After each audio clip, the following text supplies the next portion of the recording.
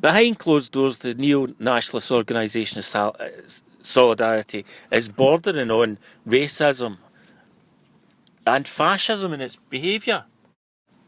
Right, it's widely known that Pat Lee put up a inappropriate post that was poking fun at Japanese people, and it was basically a racist thing. Other people pointed out on Facebook how racist it was. He's refused to apologise. He's a candidate for Central Scotland for Solidarity, and other members that raised concerns have now left the party or just fallen out with each other.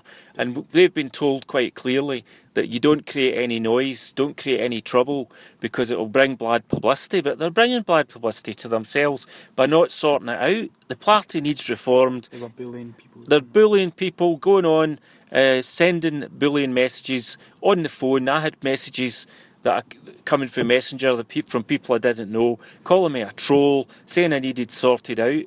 I mean, what sort of fascist bullying is that?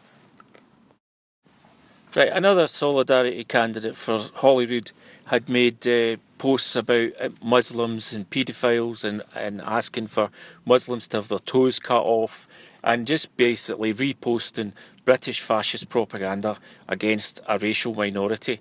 And they know that the vast majority of Muslims are not interested. Solidarity even has a lot of support and supports refugees, and we do our best. And you've got somebody like that in the centre of the party, not publicly disciplined, and they just bury it under the carpet. Another episode of brushing stuff under the carpet. So-called socialists. So-called socialists who are more interested in protecting themselves and protecting racism. They've got no equality policy within the party, and they're actually accusing other people of homophobic trolling with no evidence, sending out contacts that they've got that somebody has done this or somebody has faked something, when it's far from the truth. It's just black propaganda. It's an old technique to distract people. But the real reality is, would you have anybody like that running your country? I mean, why would a party that says it's anti-racist actually go to a company that has produced printing work for the BNP and actually get a tender at all? Why would they even approach a company that has done work for the BNP and that is known? Because the Labour Party and other folk have highlighted that that company did the work.